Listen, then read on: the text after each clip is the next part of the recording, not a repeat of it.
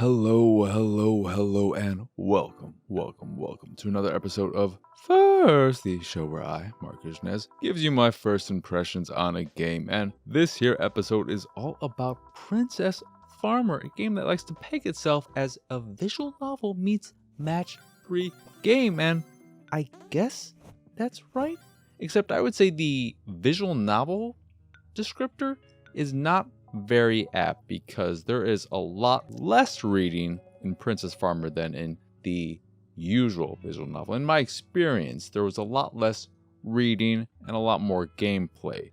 And to call it a visual novel would just be saying that there's story there, I guess. I feel like that's why they're saying it's a visual novel meets match 3 game, because there's story in addition to match 3. Because typically, match 3 games are just the game, Bejeweled, Gems of War. Of course I'm going to bring up Gems of War. But I was excited about this game because of the match 3 element. And I've left it after playing about 45 minutes or so, completing the first 2 episodes of its 9-episode season, its first season, which is just the way it's structured. I don't believe there are plans. I don't know, but I don't believe there are any plans for additional seasons in the form of DLC. But the first season, quote-unquote season, is broken up into 9 episodes, I believe. And I left it way more interested in the story than the game itself, which I was not expecting as someone who loves match 3 games and doesn't really like visual novels. But again, it's not super visual novel-y, and you have a lot more choices in terms of dialogue options, and you aren't bombarded with a lot of text and story. So it's a lot lighter in that sense, which is good for me. But the gameplay, before I get to the story, is okay. The way it works is that you are this bunny girl, and the matching happens in the form of harvesting vegetables. I believe they're only vegetables, but there could be fruit in there as well. There might be fruit, I don't know. But you harvest them by pulling them out of the ground and then shoving them back in. You can hold up to 5 at a time, and you want to make matches of 3 of them, either horizontally, vertically, or diagonally. And there are also some modifiers and stuff that come into play, obstacles like rocks that you can smash into other rocks to get them out of the way. And you might have multiple fields that you are attending to, and in some cases you might be fighting against another person or creature, which is just a battle in the sense of getting more points or more matches before they do. And if you build up a bar, you can put a rainstorm on them and whatnot. I've just gotten into that at the end of the 2nd episode.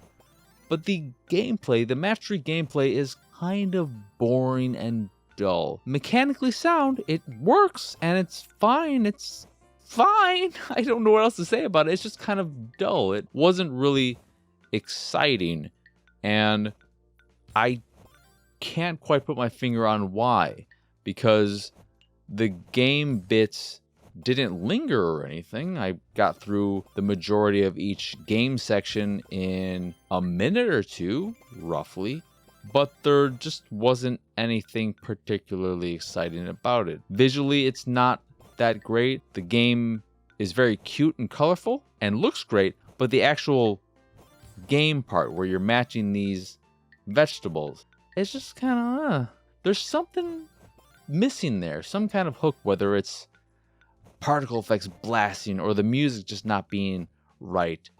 But the matching wasn't that great. The story, however, that's interesting. And it's interesting because there are hints, there are glimpses, there are moments of potential in it.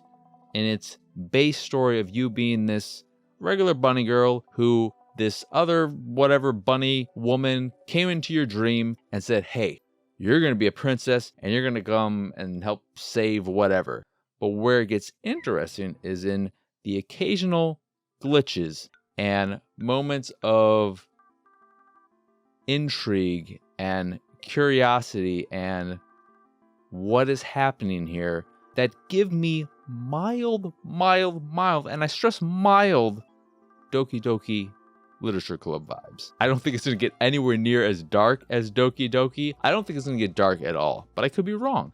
But it does have these little moments that make me think it might break the fourth wall or just get more interesting than having a straightforward story. And that is what will keep me playing if I do decide to continue playing. Because after 45 minutes and quite a bit of match 3 gameplay, I wasn't that into the gameplay, and it was a story that kept me wanting to push forward. And maybe the problem with the gameplay is that it's just too easy and there isn't enough going on. There weren't a lot of power-ups or anything that come into play.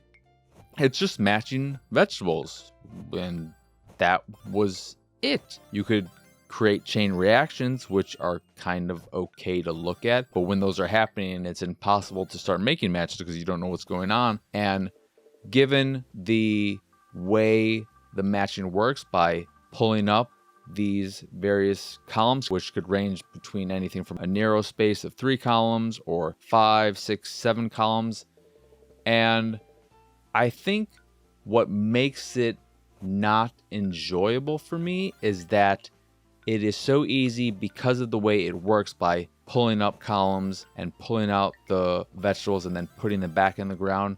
It is so easy to create an accidental match that I don't feel as strategically engaged as I do in other games. I don't feel like all the matches or everything I'm doing is because I am actively trying to do it, but just because I am trying to match these certain vegetables, but then I accidentally match these other ones, and that creates a chain reaction. And sure, I'm scoring a lot of points, but it's not because I was trying to do that. It's because that just happened to happen. You will be given tasks when you're matching as well, like get so many horizontal matches or vertical matches, or match this many carrots or this many turnips, and that adds some element of strategy. But even with that, I still would accidentally stumble my way into matching 15 carrots in a row because it would just create a chain reaction on its own. And I was trying to like pull these ones to do this thing and then this other, like it kind of feels like it's playing itself at times. And I think that's why the gameplay isn't fun for me, because it's easy and it too often ends up working out on its own. So I just kind of feel like, why am I even here? I'm trying to do this match, but then this other crap happened. And sure, I just whooped this thing's ass. I beat this stupid purple bunny, but not because I did it, but just because whatever, it just happened that way. So I think that's my problem with the gameplay. But the story could be interesting, and it could go places. I don't know if it will go places, and even if I did, I wouldn't tell you. I mean, I would tell you that it goes places, but I wouldn't tell you where it's going, because that would take away from what is 100% the more interesting part of the game.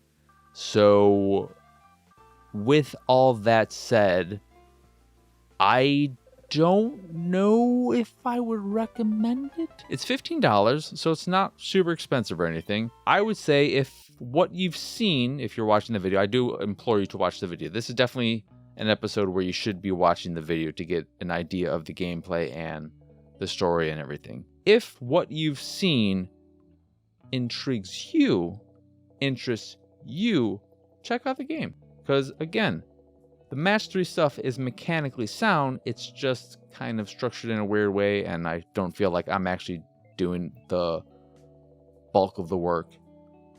But the story, there's something there. There's something there. And you got a little cat on your windowsill that at the beginning of each episode you can pick up, and a heart little thing comes up, and you're like, oh, I love this kitty, because you know kitties are great. But yeah, that is Princess Farmer, an interesting game that I am going to play some more of to see if the story continues to get a little funky.